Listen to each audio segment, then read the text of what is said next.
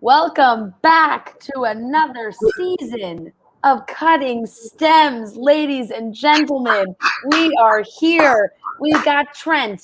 We got Rhea.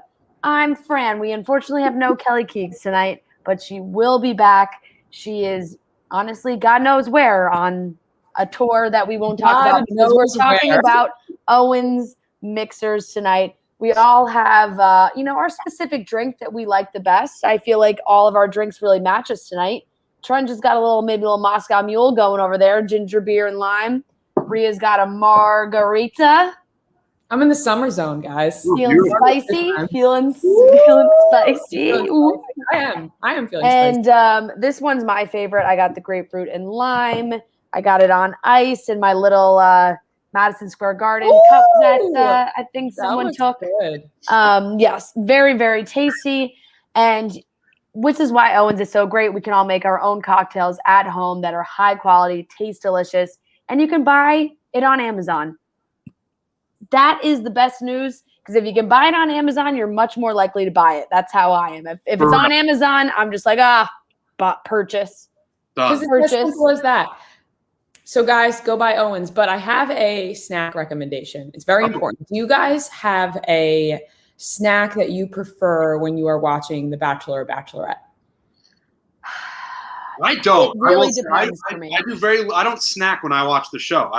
I drink Owens, and then I save my snacking for post. But if I had to pick one, I'm a big Sour Patch Kids guy. That's the best candy in the world. That would be mine. I normally slowly eat my dinner. I know that's annoying, but when I order food to my apartment, I always forget, and then it comes at 8:00, and I just kind of have to eat during commercial breaks. Listen, I usually plan my dinner with the Bachelor or Bachelorette, but I'm not going to give the name away because, no free ads. But have you guys ever had? It's literally, it's life-changing. Chocolate covered cherries frozen. Oh. Wow. No, I've never had it. I've never had that, and that sounds absolutely amazing. Unbelievable. Wow. That really... Let's get on with the show, but that's the recommendation. Sounds great. Unbelievable. Huh. All right, we're back for Katie's season. It's night 1. What are our initial thoughts? How are we feeling? I feel... I'm going to give mine first because I feel hopeful. Yeah. I feel like we're going to get a very normal, regular old season of The Bachelorette. I'm hoping for no explosions. I'm hoping for no contestants that get exposed for terrible things on the internet, and we can just get to falling in love. Yeah, no, I'm hopeful as well, and I'm happy that the show is just back. I never necessarily feel that way leading up to it. Just a couple days ago, it kind of dawned on me that the show was coming back, and then someone had mentioned in our group chat that this tonight is now the kickoff of, I think, 9 months straight of Bachelor programming. It seems daunting, and I understand that, but there's also a big part of me that gets very excited about it. Yeah, there's also a big part of me that gets very excited about that, because I think you're right, Fran. I think they are making a point to have this be a very normal season of The Bachelorette. I'm with you. I hope there's no crazy, social media history for any of these people, and we can have a normal season with the normal beats, and we just kind of have a normal season. I think Katie's going to be great, and I think the Tayshia and Caitlyn addition is going to be great as well. It's going to be different than Chris Harrison for sure. I think they're going to be they're going to be friends with Katie, and they're going to be her for advice. Chris Harrison in these latter seasons hasn't had a big role other than sort of like a therapist. The Bachelor or the Bachelorette will go to him. He'll give some sage advice, and then they'll carry on. Tayshia and Caitlyn feels more like a friendship with Katie, and I think that relationship and that dynamic is going to be very entertaining as the season goes on. Agreed. The whole time I was thinking to myself while you were talking, Trent, what an in-depth analysis. You can tell that you are ready for the show to be back. I thought that the episode was good. I thought it was entertaining enough. I think that Katie's great. I think that Tayshia's great. I think that Caitlyn's great. And honestly, the guys, I think that they all were like cute and good looking and good personalities. Well, some of them were kind of strange, but other than that, it seemed like a good group. And I think, Fran, we talked about this in our podcast episode where Tisha said, oh, like these guys were all so handsome. When we looked at the bios and we were like, yeah, they're good looking, but nobody's really sticking out to us. And I said, we have to wait for the episode because people look better on video. And I feel like that definitely showed tonight. Like there were a few guys where I was like, okay. Every time, without fail, the photos that these guys take, terrible. And it's just always have to wait for the first episode to see how the guys look coming out of the limo. I think Katie was very impressed. It does seem like we have a great group of guys just from a night one interpretation. And I will say, Rhea, when we did talk about the bios on today's episode of Chicks in the Office, the ones that we were kind of like, I don't know, like Jeff, the skin salesman, and Brandon.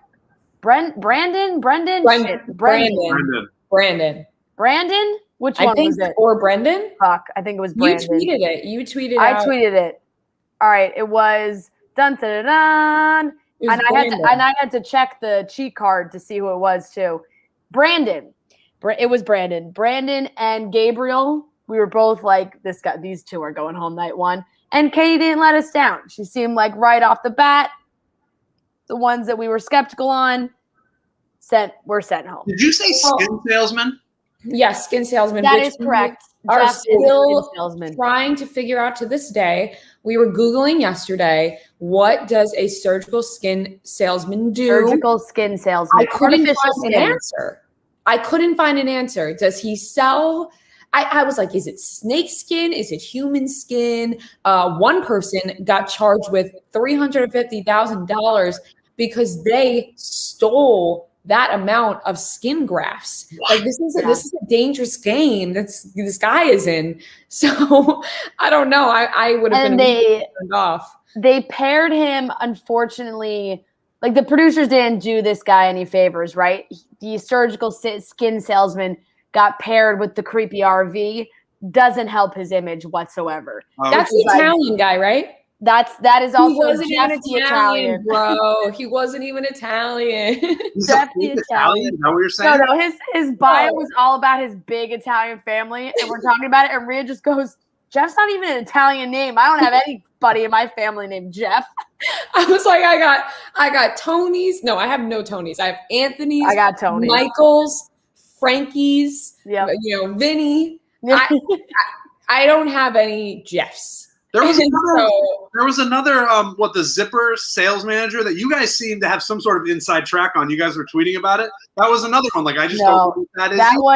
That one also took us down a rabbit hole, Trent, where we were like, what kind of zippers? Bags? Coats? We just came to the realization that everything has a zipper. Like you don't realize so many things have zippers. So many things have zippers in life. You really open your eyes up to it when you think, what would a zipper salesman do? And then you say, he must be loaded because everything has a zipper. Right. It jumps from what could that possibly be to like how many yachts does he own? Everything has a zipper. All of my pants have zippers. Like you guys bring up a very We didn't even say pants. We didn't even say pants. That is the biggest zipper. We had cushions, couch cushions. They got a zipper them up. Bags. You got a zipper on that thing? Tell me you got a zipper. No, I do. I know I do. I swear this thing has a zipper. I can't believe it doesn't have a zipper. All right. Statistically speaking, it would have a zipper. Yeah. Zippers are everywhere. But let's talk about the limo entrances. What did we think? Did anybody stand out in a good way or a bad way? What were our limo entrance thoughts? Well, I want to talk about Gabriel's because Gabriel went home. We already established that. And Gabriel was the hugger. Yeah. And I wanted to hate that. And there it is, Trent. I see it. That's a zipper. Yeah. Zipper. We found it. Business is booming. Let's go. Business is booming. I wanted to hate the hug thing. And I think I hated it coming from Gabriel. But I think because I needed a hug tonight, it was I didn't hate it so much. My only thing about Rhea's upstairs sitting on her couch going like that. She's like, oh. No, I literally took some deep breaths after that and was like, that sometimes a hug is all you really need. And so I thought that's kind of weird, but Katie must have felt a little weirded out, but also if it wasn't Gabriel, say it was Leonardo DiCaprio walks in and he says, it's a tough comparison. I want to show you my best hug. And you think to yourself, anybody else saying that's kind of strange. And then he goes in and says, let's breathe for 2 seconds and hug. Yeah. It wouldn't have bothered me if John did that. Sweet, smiley John. The only part about the hug that freaked me out was that he said, do you want me to show you one of my favorite hugs? Which made it seem like he has like different variations of hugs. Like, I'm with you. I like hugs. Hugs are nice, especially at the right time. There's nothing matches a good hug. But when someone says, let me show you one of my favorite hugs. It was also the very deep breaths he took. Yeah, all I could think about was like, how many hugs has this guy got? And like, how does he have more than one? Trent? Yeah. I've never hugged you. Yeah. But I'd be damned if you didn't give a good hug. No, I do give good hugs. I've been told that. I know everybody's thinking it while they're watching. They're thinking Trent must give a good hug. Absolutely. I do give a top tier hug, but I'm just saying the way that guy presented it was super strange. Are you a where's my hug kind of guy? Where's my hug? Wait, what do you mean? Like when I see people, You know that joke. Wait, maybe I don't. That's that. God. I feel you're aging yourself. It's like a funny. It's like you guys set these traps for me, and I don't think I know what she's talking about. Oh, Fran, you're aging yourself as well. I'm actually looking at the YouTube chat.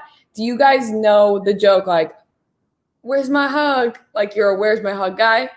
Because then I'm no. Like this is there's a where's my hug guy.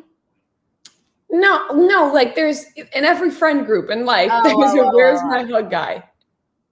Oh no, I'm not that guy. Okay, I understand what you're saying. I kind of think of that as like there's always like an uncle who like in your family that like if you don't say hi to at family dinners, they're like, oh, no hug for Uncle Sammy? Like no, people are in the chat, where my hug at? They get it.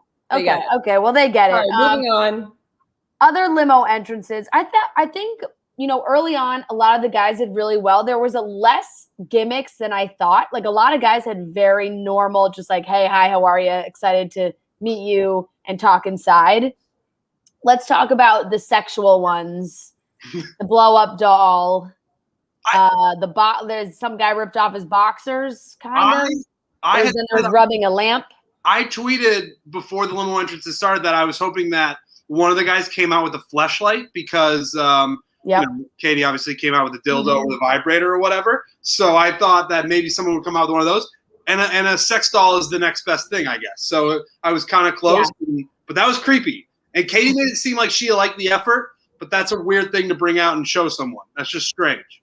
A sex doll is just the extra step that almost makes it weird. I think he could have pulled it off if he didn't like really talk about the sex doll, like he really was like, this is Sandy and we spent a lot of time together and like really gave a really named her description of the doll. Like if you kind of bring up the doll and you're like, haha, like you brought your vibrator and you spent a lot of time with your vibrator. I spent a lot of time with the doll and then like, haha, laugh, walk inside. But he talked about it for a way. There was a way for him to make us believe that he didn't actually own a sex doll, but he crossed over into the area where I'm pretty sure that he owns a sex doll. It has a name. It has a name. She has a name. Yeah. If it was just a gimmick, that'd be one thing. But I think that guy actually owns at least one sex doll, which is the problem. And listen, I don't want to shame a guy who has a sex doll because you do what you want to do. But I will say, Trent quickly, that's true, because Trent has one in his car. Yeah, just like, no. Anyways, there's a difference.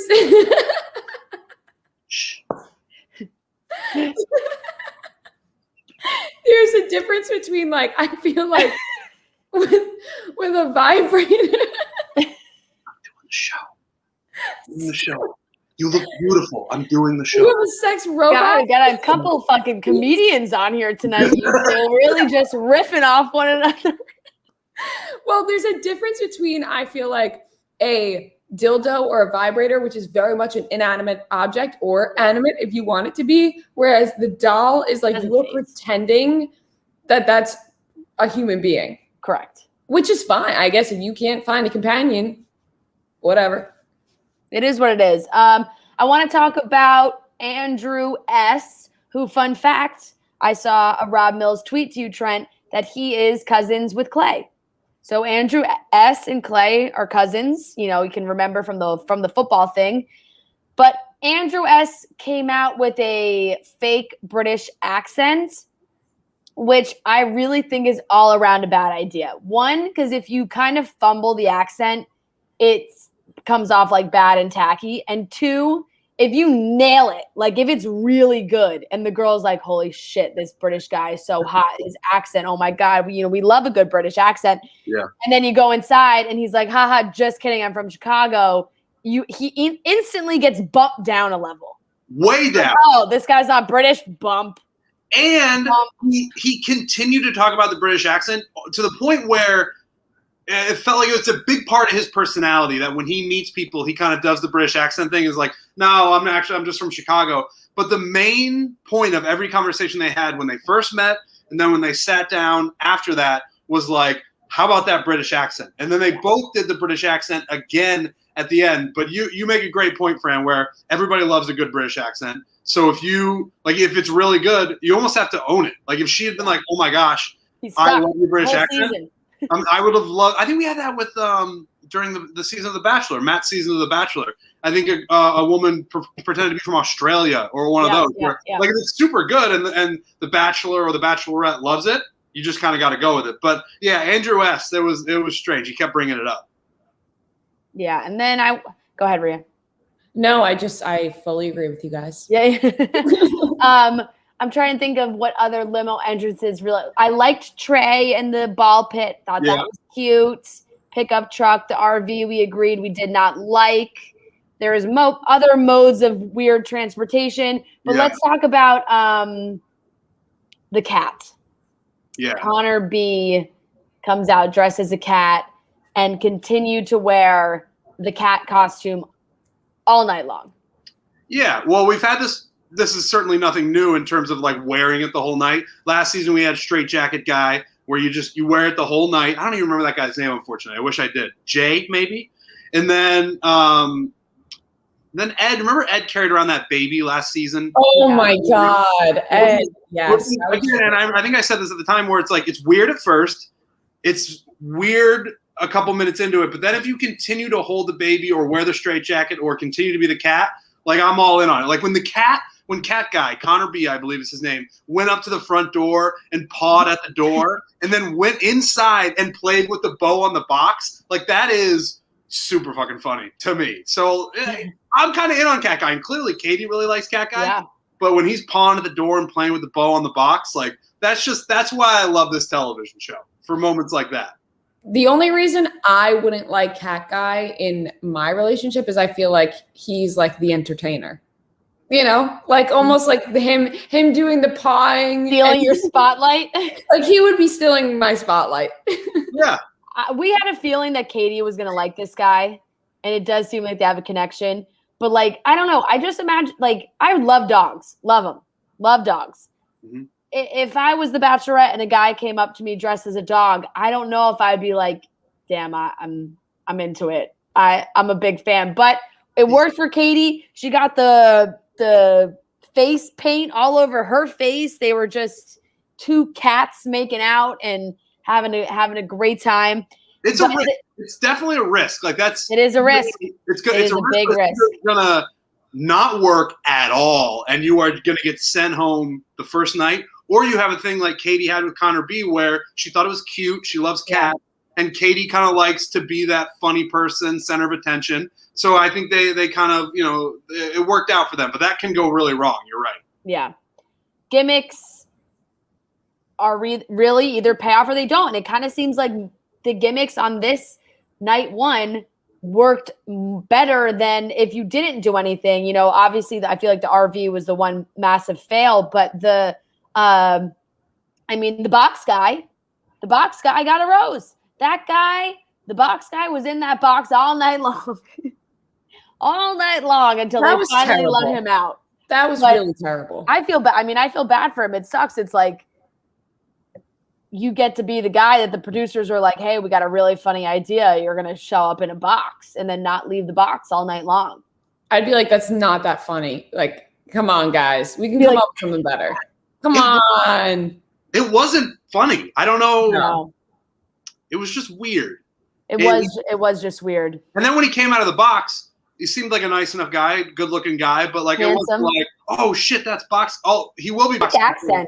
Thick. It sounds like he's a very New York accent. I don't even know that guy's name. Do you guys remember his name? James. Oh, James. You're basically giving him no shot by sticking him in a box. Like by saying you're going to get in a box and not come out the whole night. That guy's getting in the box like, all right, I'm going home. How about, or they say to you, if the producers say to you, hey, you're getting in this box and we'll guarantee that Katie gives you a rose. If you sit in this box for this stupid gimmick that we have on the first night, we will guarantee you a rose. I think I'd take that if I'm one of the guys. Trent, you motherfucker. You're smart. You're probably right, Trent. I think, and they probably gassed him up too. Like, hey, you're a handsome man. When you pop out of that thing, Katie's going to love you. Don't worry. You'll be good. You'll be good. I gave him water and snacks. Maybe they gave him some chocolate-covered cherries, and he was just having himself a time in there. He was just ready to go. There was a very bizarre interaction between two of the guys that we had really no explanation for, have no idea what happened. But I think it seemed like the night was going flawlessly. Like everybody was doing well. Katie was getting along. All the guys, there was no big night one drama fight or anything, except for 2 seconds of, I believe, Aaron saying to Cody, hey man, I just don't like you. Like no context, no backstory. It was just like the camera panned to them talking outside, and Aaron was like, I really don't like you, bro. Like, I just don't like you. And that was it. They didn't talk about it at all the rest of the night. That was the only thing. Maybe they're just laying the groundwork for a feud here, but like it came out of nowhere. Top 5 weirdest moment maybe I've seen in this show's history, because you're right. There was no lead up. There was no context. And if this show's great at something, it's great at building up to moments. And like, oh, Aaron's talking shit behind Cody's back. And then Cody's talking shit behind Aaron's back. And there's this sort of, it's bubbling beneath the surface. And then finally it all explodes out on the patio where they meet face to face. This had none of that and was instead just like, I hate you. And oh man, I hate you too. And then that was it. It was just a very strange way to present some sort of beef between two guys who we barely know their names. Yeah. Maybe they just weren't feeling each other. Maybe one guy straight up was just like so honest and was like, I don't really like you. I don't like you. I don't know. Can you see that happening sometimes? Yes. You're drinking a little bit, the guy's really bothering you, and you're just like, I don't like you, dude. It can take nothing more than a shoulder bump. A little bit of a shoulder bump. You're a couple whiskeys in, and you're like, whoa, well, this guy is fucking bumping into me. Cody started talking about all the money he makes selling zippers, and Aaron was like, I don't like you, bro. He's like, I'm in the button. They're rivals. I don't blame him. Oh boy. Well, the winner of the night was Greg. Greg got the first impression rose, and it did kind of seem like Katie and Greg were vibing from the beginning. She made a comment after he got out of the limo saying he looked like one of her ex-boyfriends, which I thought was going to be bad, but it seems like maybe Katie just has a type because she really seemed to like him as well. And it was a big moment for Greg. Any initial thoughts on Greg? How are we feeling? Because I feel like he's already an automatic like lock for top 5. Did he give her a gift? Yeah, he did the pasta. Yeah, pasta necklace from his niece. That's an A+ gift. I was actually, when they brought out the necklace, he waited until the very last minute to say she's 3 years old, And when he pulled out that noodle necklace, I was like, that necklace stinks. But then, it's a very cute necklace. But yeah, no, she's very into Greg. I thought the first impression rose should have gone to Cat Guy, not just for the costume, but also I think they have a genuine connection. I was actually surprised. I thought it was going to also. No doubt. Yeah, I was very surprised by that. But she clearly has a connection with Greg, and he seems genuinely excited to be there, which is a big part of it. Like, he's very invested in the show. He's excited to be on the quote-unquote journey. So, yeah, I think he's clearly going to go very far on this season. Yeah. Yeah, I mean, I have no issues with him so far. I thought the necklace thing was cute, and I agree with everything Trent said. All right. Do we want to take some questions from the chat, Maria? Oh, goodness. I'm posing it.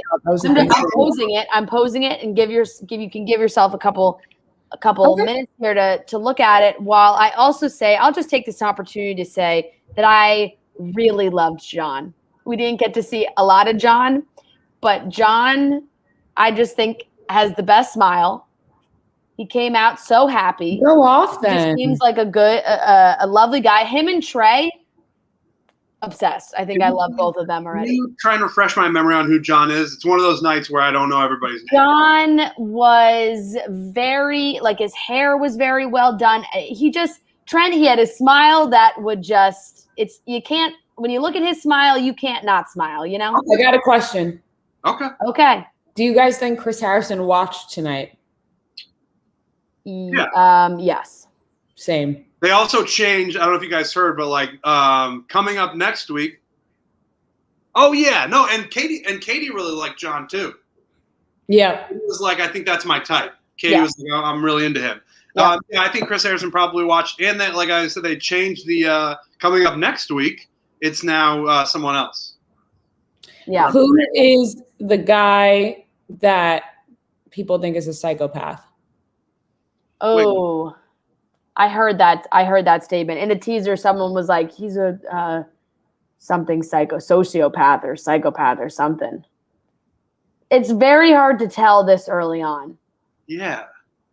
Psychopath. I don't want to start labeling one of these guys a psychopath. That's not, like I'd be like, it's got to be this guy. I really don't know. None of them seemed like they were going to go off the rails, but someone definitely does. Yeah, I don't want to label someone a psychopath, but I would certainly call someone that if I got any psychopath vibes, but they were all pretty normal. I know. Yeah. That's why the teaser kind of pulls you in, because you're like, who could it possibly be? Yeah. Do we think Blake Boynes is a one-night wonder? No. I don't think so. No.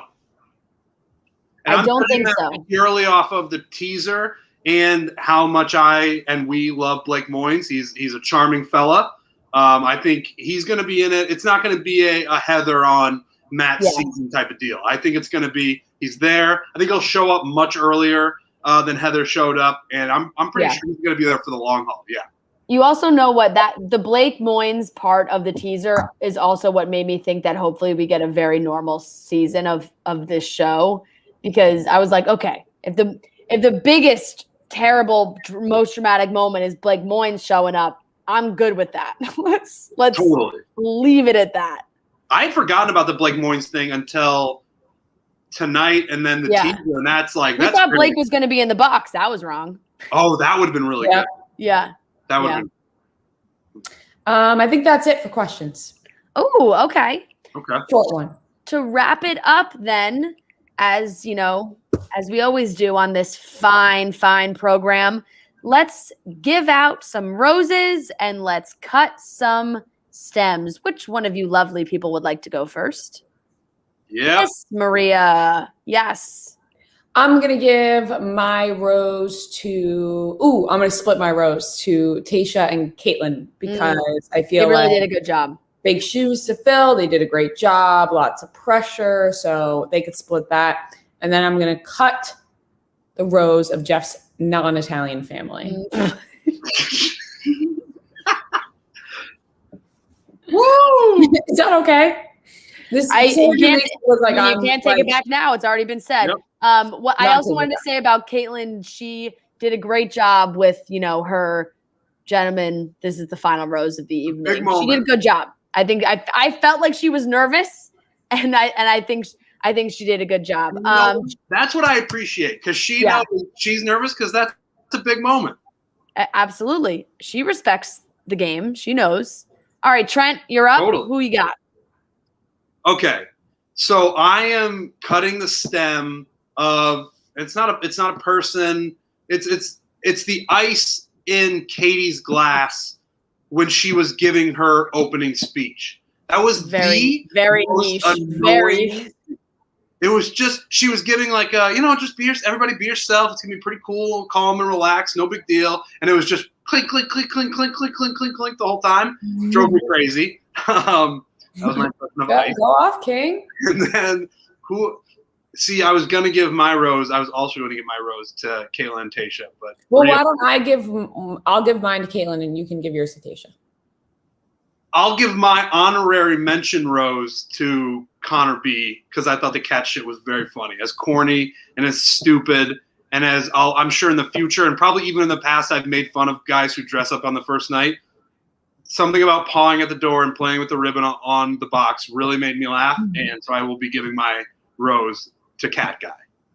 Okay. I gotta say, all in all, I felt like this was a very wholesome night one, which is why I feel kind of mean cutting anyone's stem. And I gotta say, trying to think of whose limo entrance really, I don't know if it's, I think I just am cutting Brandon. And by cutting, I mean literally cutting his hairs. That guy needs a haircut. That was like, I'm cutting Brandon's hair. We had a tweet saying that guy's in the Volturi area. 100% Brandon, dead ringer for the Volturi. Just 100, put him in that group with Yosef. And then my rose, I'm going to give my rose to, you guys did a good job. I mean, Katie did a great job. She definitely deserves a nod for night one. But I'm going to give I already talked about John. I'm going to give my rose to Trey. I really like Trey. I like Trey's vibes. Trey seems like a guy I want to hang out with. You know who looks like he gives a good hug? Trey.